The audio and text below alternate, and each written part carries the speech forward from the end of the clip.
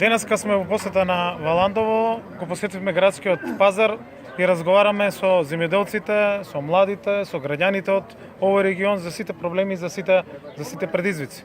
Клучен проблем во делот на земјоделството е откупот и пласманот на земјоделските производи, на кој што оваа влада и министерството стави силен фокус во реализацијата на многу мерки и политики во тој поглед. ИПАРД програмата е една од најуспешните програми и Република Северна Македонија е лидер во регионот по реализацијата на ИПАРД 2 програмата. Пред само 2 дена започнавме со склучување на новите договори за реализација на крупни инвестиции за поддршка на преработувачката индустрија, односно за нови производствени капацитети, за модернизација на постојните или за нова опрема и линија исто така во постојни преработувачки капацитети. Огласот беше во јануари и февруари, а склучувањето на договорите го правиме во април.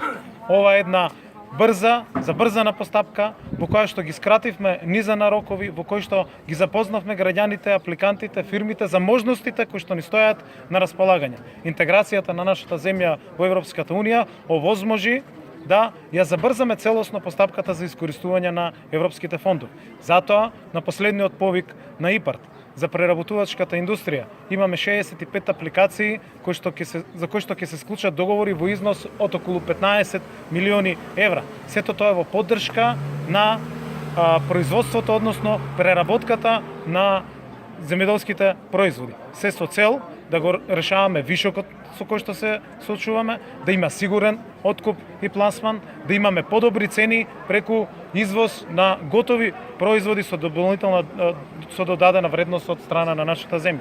Меѓутоа, не само ИПАРД, и преку програмата за рурален развој. Во оваа година предвидовме низа на мерки преку кои што го поддржуваме откупот и пласманот на земјоделските производи. Одвоивме 4 милиони евра преку мерката за промоција на земјоделските производи, односно за предфинансирање исто така на проекти кои што се однесуваат на преработувачката индустрија, со што и преку програмата за рурален развој директно ќе ги поддржиме сите овие процеси. Одвоивме 1 милион евра поддршка на сите економско-социјални партнери на министерството, сите здруженија, асоцијации, преку кои што се здружени преработувачката индустрија за настап на странските пазари и ги одобривме сите сајми кои што беа побарани и кои што ќе бидат поддржани од страна на министерството. Факултетот за земјоделски науки и храна во мај ќе презентира новата анализа која што на наше барање ја спроведува овој факултет, а која што се однесува на точно лоцирање и мапирање на регионите, на општините, на местата каде што треба да се насочиме во изградба на големи и модерни откупно-дистрибутивни центри, ладилници и други капацитети. Паралелно, со Светската банка работиме на проект за целосна модернизација на земјоделството.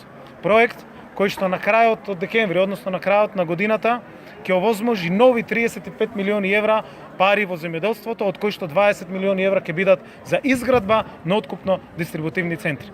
Не можеме да ги промениме работите за ден или два, но макотрпно и деноноќно работиме на решавање на сите проблеми и предизвици со кои што се очуваат земјоделците. Валандово е сведок на нашата посветеност и на нашата работа.